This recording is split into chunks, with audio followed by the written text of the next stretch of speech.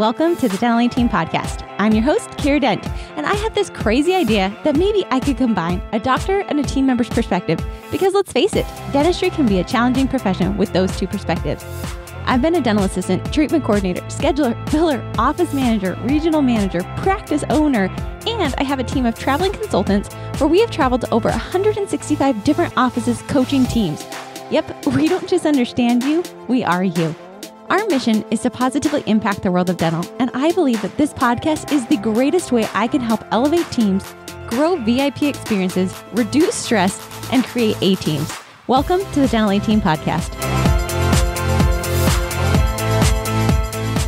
Hello, Dental 18 listeners. This is Kira, and you guys, I am really excited to bring on a guest. I'm sure you've heard of him. If you haven't, you need to hear about him. I'm bringing on Corey Pinegar. He is the owner of Callforce. He also dabbles in a lot of other things, but just a really dear friend to me, someone that is just fun in business in the way he thinks. And today we're going to do a little different style of podcast. I mean, you guys are probably here to find out about Callforce and how they can save your practice, but we might be doing more than just saving your practice and sharing some things that might just change and shift your life. So Corey, welcome to the show today. How are you? I'm doing well. Life is generally good. And we had a really good intro conversation that was much different than I think either of us could have expected, but very, very authentic and real. And so I'm excited to continue that. Well, likewise. And I'll just kick it off. Actually, Corey asked me when we're on Zoom and, we're podcasting, and he asked me the question, Kira, how's business? And that actually led to, I had two choices at this point, which all of us, I think, as business owners have. Today, we're going to be speaking more to business owners. I had two thoughts, and the answer is business is good. It is growing, but I started to open up of some of my trepidations. We're looking to hire our first C-suite position in the company, and my life of IVF and shifting my identity as a business owner. And I really did think, oh no, this is Corey. I don't know him. I mean, last time he was on the podcast was around Halloween because he actually got his ear pierced for his costume. That was literally our last podcast we did. The fact that you remember that is amazing. How could I forget? You had just legitimately pierced your ear for a costume. That was when I knew you were hardcore Corey Pinegar. So, I would like to note that did lead to an ear infection. Has the hole closed over is the next question. The hole has luckily closed over, but the ear infection was quite painful. It's no joke. My mom would not let me get my ears pierced until I was 12. And she told me the whole reason was because she didn't want to have to clean my ears and prevent ear infections on me when I was younger than that. So apparently you didn't pay attention, Corey. You didn't clean it with the solution you're supposed to twist it every day. I mean, there's a lot of steps to ear piercing. Hey, I thought the $60 at Claire's was all I needed to do. Apparently not. They beat me. But I think that was that moment, like I was saying, of Corey is this person. He's a great business owner. I really respect Callforce. I think they're a phenomenal company. And I think oftentimes, especially myself, I'll speak myself, and then Corey and I are just going to riff today. I think oftentimes when that question comes up of how is business, how is your practice? I know for me, a lot of times I get imposter syndrome. And I think if I'm not telling you that business is booming and we're growing and it's more business than I can even handle, and I'm just telling you I'm this kick A business owner over here, that you're going to judge me and not want to hang out with me, or you're not going to want to recommend the Dental A team. And I think that sometimes we were just talking prior to the podcast of, I feel we've almost created this toxicity culture amongst entrepreneurs, dentists included, where we really have to have this mindset and this almost resume of hustle and grind and busyness. But yet, is that truly making us happy? Is it truly leading to our ultimate goal? And it was such a breath of fresh air, Corey, when you said, I only put in so many hours a day here, because that gave me the freedom to say hey, me too. I realized I don't love working every day until 10 o'clock at night like I used to do. To grow and start the business, there's a lot more fulfillment that I'm finding. And that doesn't mean I hate my job or I don't want to do my job. It just means that I'm really a human and this is who my real life is. So those are kind of my first initial thoughts to kick it off, Corey. So any thoughts you've got on your side? Oh, I've got and so many thoughts because I've just had so many painful and good experiences. So just to kind of give everyone a scope, I'm generally young for being a entrepreneur or a business owner. I'm 28 now. I started my first business right before I turned 23. So I was 22 years old. I had never really held a corporate job. So I really don't know anything else. And I come from a family where my dad has been a successful entrepreneur and business operator. And so it was kind of in my blood. And I started at Callforce. We bought it in December of 2016, and it started growing. There was a great product market fit. And just as Kira said, like, I put in a ton of time at the beginning, and I enjoyed the hustle and the grind. And really within the world today, like, there's this hustle culture where you're told if you're not doing it, you're doing something wrong. Right. And I really enjoyed that phase, but I probably, I don't even know, 3 to 4 years into my professional career where I was having a lot of quote unquote professional success. I was making these, 30 under 30 or 40 under 40 lists, or the Inc. 500, which were all great. And I was finding these plateaus where you, from the outside, look at someone on Forbes and you say, wow, I would love to be that. Like, I want my business to be there. And I'd make it to some of those, plateaus and say, well, this is it. Mm-hmm. And I looked back at times before that when I lived a balanced life, and I was like, I was happier. And it's so easy to operate under the pressure of you need to be all in on your business. And I would still say today, I'm all in on my business.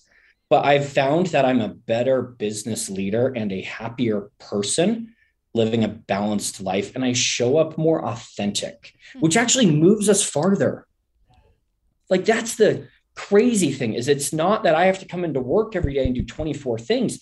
I have to show up authentically caring for my team and being me. And because of that, they enjoy work and they show up better. It's the crazy concept, even as a dentist, as a lawyer, that if you can show up as you within the bounds of being still a professional, sure, that your business goes farther. You don't need to play this Ken or Barbie type person where you are what the community tells you to be, but you will be happier, and your happiness and engagement when you're happy in the business drives it farther. And the reality is, most of us in our business are really struggling with hiring the next leader, letting go of something, bringing more take-home pay. It's pretty and roses from the outside. And I'm giving a very impassioned speech right now, but like, it's so true that most people just say, oh, things are going well, and the business can be going well, but you can be struggling. Don't let that go by the wayside, because life is too short. Mm-hmm. Which I really love, because I think there's these sides of the coin, and you listed them so beautifully of, like you just said, business can be going well, but me internally could be definitely rocked. And I really love that you brought up, because I think so many people have these feelings, but then I feel embarrassed, or I feel like I'm the only person, or I'm wrong, which is why when Corey and I had this conversation prior to hitting record on the podcast today, I just felt this is something that's needed. It's something that people need to hear from two business owners who are just like you, that you can start to become very disillusioned with what you even started this business for. I know I always had this thought that I was chasing these milestones, like you said. And when I hit them, it would be, wow, I thought it'd be a lot different when I hit my first this, or I was able to be noticed for this, or we had this many of this. You really are chasing, and I realized I was chasing feelings. And a lot of these feelings I had prior to being a successful business owner, prior to having money that I just didn't even understand was possible. But yet I was lacking this happiness piece, which felt so counterintuitive. I thought, no, like, I'm chasing this because I'm trying to be happier in my life. And yet the more I was moving down this path, the more successful we were becoming, the less happier I was becoming. And I think so often I started to have this conundrum of, okay, then does that mean success does not equal happiness? And in order for me to be happy, I can't be successful. I couldn't figure out how to make these an and, that you could be successful and happy. You could be successful and balanced. You could be successful and run whatever kind of a life you truly want to live, and still have a very impactful business, practice whatever it is. I just oftentimes think that we are our own worst enemy and keep us in that rat race grind, because we're so afraid of doing something different or admitting that maybe we're not happy. And for me, it was, how can I say, Corey, that I'm not happy when this is a business I created? I had a lot of guilt and a lot of self-judgment of, I built this. I'm my own boss and I don't even enjoy working here. I'm getting burnt out. I'm exhausted. But Carrie, you built this. You should love it. So I think that that's oftentimes, at least from a lot of the practices I see that I work with. I know you guys work with hundreds of practices as well. But I see this in people of, but I built this practice. I should be loving it. I'm living my dream. But yet I'm internally very dissatisfied, but I'm not even willing to share that with myself or admit that to myself, because then to me, at least, it resulted in ultimate failure. I think you said something really interesting that I really enjoyed is the world teaches us, and this is just my opinion, that success equals happiness. But I actually would say through my professional career, as I've hit those plateaus or milestones that are success and not found happiness, that I would actually switch the equation that happiness is equal to success. That if you can find joy in the journey of what you're doing and you live a very balanced life, that's success. I say to people all the time, they're like, oh, I would love to do this. I'd love to be an entrepreneur. And I genuinely asked them, I was like, are you happy? And if you're happy, you're on a really good course. Like, don't take what the world is feeding you, what social media is feeding you, that everyone is better. But if you can say, I'm content with where I'm heading as a good human being, I've spent 3 to 5 years chasing that. And there's no success that drives that. Now, you can be a really good human being that's growing a business, but I actually would argue you show up as a better business leader, entrepreneur, and owner, being authentically you and authentically happy. And that's not a transactional event, which just happens. But my biggest priority in life is finding joy in the journey and living a balanced life. Like the first 3 years, I worked so much that I gained 35 pounds. Because of that. I slept more. I had sleep apnea. Like I just lived a very unbalanced life. And now I will get up in the morning and I won't take a call that would interrupt my workout or my breakfast. Before I would have, because I was there to grow the business. But I actually find now that I hold boundaries where I say, I work out, I show up on the calls way more engaged, way more into it, because I have boundaries. And that's just something as business owners, we have to discuss more, because we're all struggling with it, but we just talk about the next growth curve. Right. Let's talk about us actually as human beings growing our happiness and our relationships to the next level. That is so much more important than any magazine or financial gain you could ever have. And I can say it because I've been able to have a lot of those. And it's not just, what others have told me, but I've been there and said, I'm depressed. I can't get out of bed in the morning sometimes. And that's real things that I struggle with, that a lot of us struggle with. We're just not openly talking about. And once you do, you realize that you connect with people way more. And it's normal. Like everyone else is like, oh, I'm totally there too. And they can be driving a really successful business and you just have way better relationships. Or I could call you on your cell phone and be like, hey, I'm struggling with this. And you'd be like, oh, I had that a year ago. This is kind of how I worked through it. It's just so much better. Are you guys sick of trying to figure it out on your own? I know I am. When I'm trying to run a business, sometimes I just think like there's got to be a better way to do this. And so for me, my answer has been to find someone who's done it and does it really, really, really well. Like I'm talking the best of the best of the best. I want someone who's been in my shoes, somebody who understands what I'm going through. When I was looking for the consulting business, I found a coach who literally has run a consulting business. Well, that seems like the perfect fit. So you guys, right now, we have a few spaces open in our Platinum Consulting. That is in the consulting where we actually come to your practice. We help you get systems implemented. We don't just tell you what systems to implement. We actually implement them with you and for you. You guys, it is one of the best investments I've ever made is to hire a coach who understands the business I'm in, who's lived it, who's done it. And that's what we in the Denali team do. We literally physically fly to you. So if you're sick of trying to figure it out on your own, if you just want somebody who understands you, join our Platinum. I'd love to have you. I'd love to have our consulting team come out and see you, be in your office, be with your team, and truly help you get onto the easy path of dentistry. It doesn't have to be hard. So join us in the Platinum. We'd love to have you. Yes. And that's honestly why I thought, okay, we could get on the podcast today and we could talk about Callforce and how they're going to grow your business. But like you said, I think that that's so much of what entrepreneurs, business owners, dentists, leaders do is we're looking for that next growth curve. I really love that. But this is a personal growth curve. And I sometimes worry about if I set boundaries, people are going to think I'm a jerk. I really love to be liked.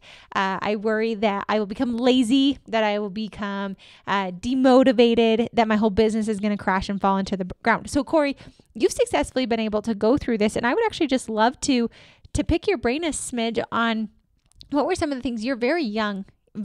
So I'm sure people are like, oh my gosh, you gained that much weight and you were that young, or like, you're this depressed. Like, wait till you turn 30, wait till you turn 40. Like, you don't even know. But I think that age is just a number. And I think life is just experiences, and it depends on how we choose to view them. It's a kaleidoscope of a bunch of different events.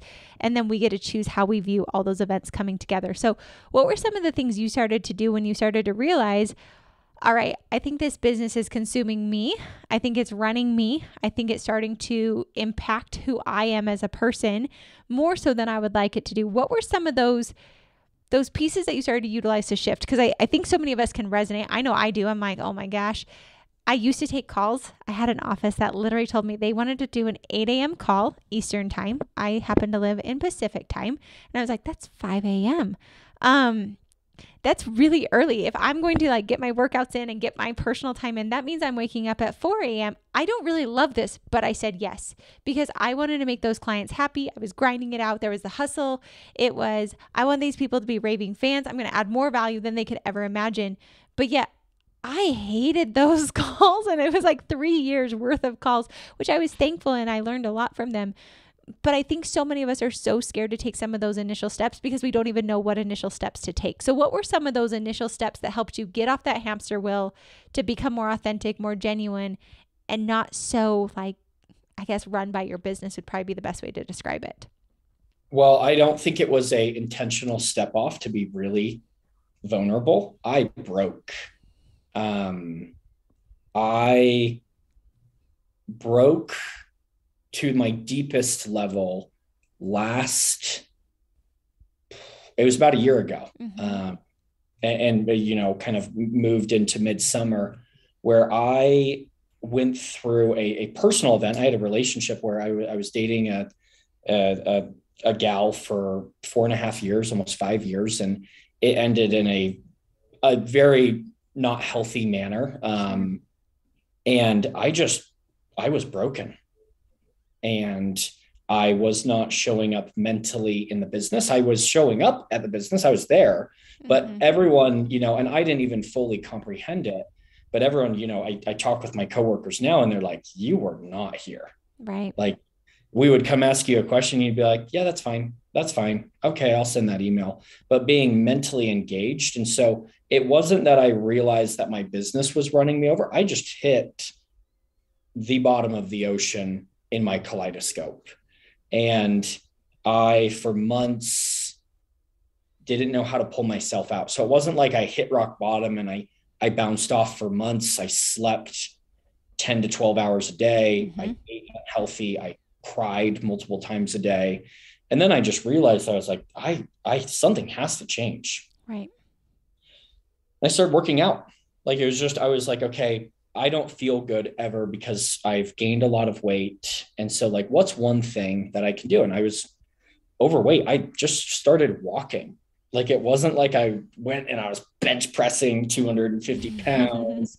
I walked a mile a day, and that mile became 2 miles. And then it became running, and then it became a half marathon, and then it became a full marathon. And then I did an ultra marathon. And this is over a progression of time. And when I started working out, then because I felt better, I actually started eating healthier. Yeah. And when I started eating healthier, I started losing weight. So I started sleeping better.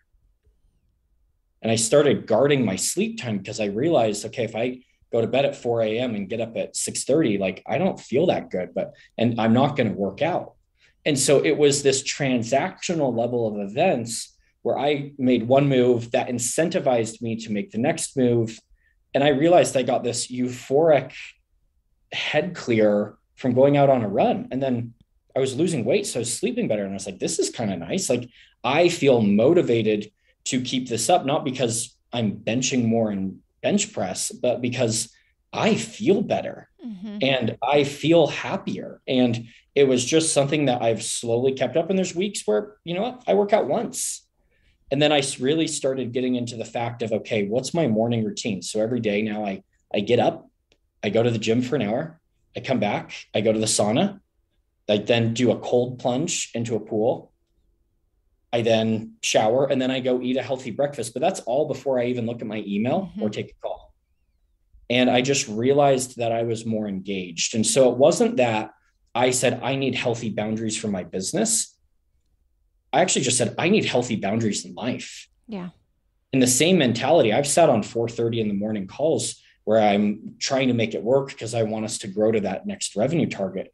But I've actually found now when I say, hey guys, I don't take a call before 8 a.m.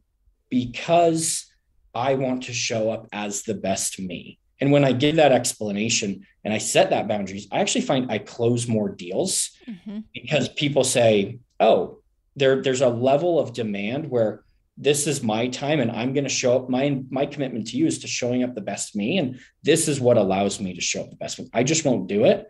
And I know that the business has grown more and our team members and customers are happier because of it. And so it's just one move at a time. And as I've had these head clearing moments, I've then just every month progressed through these self-care stages where I've become a better me. And because of that, the business has become better. Yeah. But that is a effect, not, oh, I'm doing this to make the business better. I chose to focus on me, and my relationships with my parents and friends are better. My relationships with my coworkers are better because I value investing in me and being my honest, most true self. And that started with one action at a half a mile a day, walking at an 18-minute pace. Like it just started with a baby step. And slowly, as my enthusiasm and noticing of the results has got into it, I've gotten into it. But I didn't wake up one day and said, I'm going to run 18 miles tomorrow. It's not a jump into it. Right. And Corey, thank you for sharing, because one, that's hard on a global podcast to admit that you broke, especially as a CEO of a very successful company. And I appreciate you showing up this way because, again, oftentimes I feel so many people can resonate with that, but it's hard to say that that's where they are. And I would just say, guys, before you get to that breaking point, maybe you're already there and maybe this podcast is specifically for you. But if you're noticing trends of burnout, of exhaustion, for me right now, I'm not at my quite broken spot, but I will say I'm just angry and I don't want to get out of bed in the morning. And there's not that like exciting motivation. By the time I get into work and get into podcasting, like it's there, but I'm starting to feel these trickling, and I'm realizing it's because as soon as I wake up in the morning, I'm going back to old habits and looking at my phone. So today I was like, nope, phone's on silent, phone's across the room. I wake up, I do my meditation, I do my journaling, I do my workout, then I eat, then I check my phone. And it's just those very, very simple things that, again, like you said, if it's coming and showing up for you as your best self, not with the intent to make your business grow, not with the intent to have all these magical side effects, but truly for you because you care about you. I recently started thinking about myself as I'm a huge car girl, Corey. I don't know if you love cars. I love cars. Like I feel I was made to be a race car driver, guys. This year I actually got to go and hang out with some friends, and we're driving on the racetrack, and I got to drive a Ferrari, and you better believe like we're cruising 180. I was like, we're tipping this top. Like this is what I was made to do. And I started thinking of how I treated that Ferrari and the love, and like, you're not even going to scratch that thing. You're not even going to like get close enough to have your eyelashes fall on it. Like you just have so much love and respect for this car that I started thinking, what if I treated my body that same way, or me as a person that same way? So whatever you choose to love, but really like not getting to that broken spot, doing things for you because you genuinely care about you and you're your greatest asset in your business. Like I truly do believe you as the leaders, as the owners, are the greatest asset to your business. And if you don't take care of you today, no one else is going to do it. You are going to be slapped across. Like people will just demand more and more and more for you, that it really is important to show up for you. We talked prior that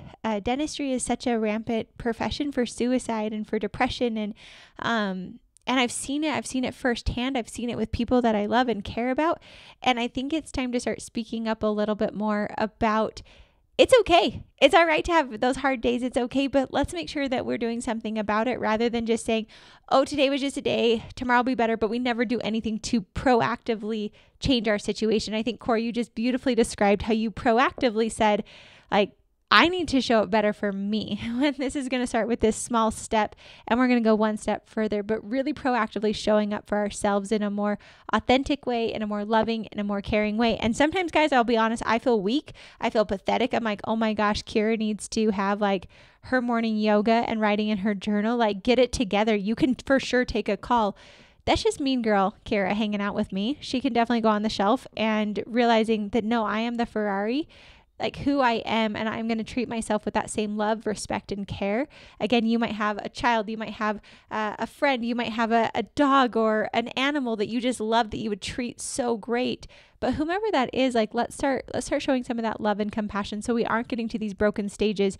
And I would say if you're there, like, reach out. I know Corey and myself will definitely chat with you and give that love and support, because I really do feel entrepreneurs, we are such driven creatures. We are such driven to be those type A, that we have to always realize that it's okay to not be that type A, and that doesn't mean you're a failure. It just means you're a human, and let's get you back on track and what that track is for you, rather than constantly trying to drive it to where we really do result in that burnout, broken state of our lives. Because I don't think it's a one and done. I think it will continue to come as we keep those same standards and habits. So Corey, I love the thoughts you've brought today. I would say one book that has definitely just kept spinning around as a theme is The Happiness Advantage by Shawn Achor, who really does talk about happiness is the secret sauce, and finding those things that genuinely make you happy, whatever they are, is what's going to drive more success in your life and your practice for your patients than anything else. So really finding those small little things that make you happy day in and day out. For me, it's yoga and journaling, and I miss cooking and I miss hanging out with friends, like adding those into my life, because those things will make me show up better for me and for my team and my patients and my practices as well. So those are kind of my final thoughts. Corey, any last thoughts you've got around this really fun, unique topic? I did not expect this at all when you and I got on, and I have just thoroughly loved it. No, I think you said something great. There's just no cookie cutter approach. Don't think that the path is exercise first and then eat healthy. It's like, if you love cooking, do what brings you joy. If you are stranded on an island by yourself and you could do whatever the hell you want, what are you going to do? And start doing that. Like for me, I also enjoy golfing, and I can go golf by myself and really enjoy it. Do those baby steps that provides joy in your journey, and start with one. And so there's no cookie cutter formula. The idea of this is how you have to do it, or this is what success is like, is such a new aged opinion because we watch other people's journey. Find your joy in the journey and do it. And whether that's cooking or a coloring book, or I have recently taken classes to become a DJ. Ooh, I just think it's really I can see you DJ, Corey. You can definitely DJ for me. Hey, I'll bring the piercing back for it. But find joy in your journey. And as Kira said, like, don't hesitate to reach out. My email is Corey@getcalledforce.com. It's CORY @GETCALLFORCE.com. Like, we can talk about Call Force, but we've got plenty of people who can do about that. If you are struggling, I would love to chat, because it's a very real part of life. If you feel you're at rock bottom, I don't have your solution, but just know that there's people who care, even though that they don't know you, because that they've been there. Mm-hmm. And that I don't want other people to have to sit as long on the ocean floor as I did, because I wasn't willing to raise my hand and say, I'm struggling.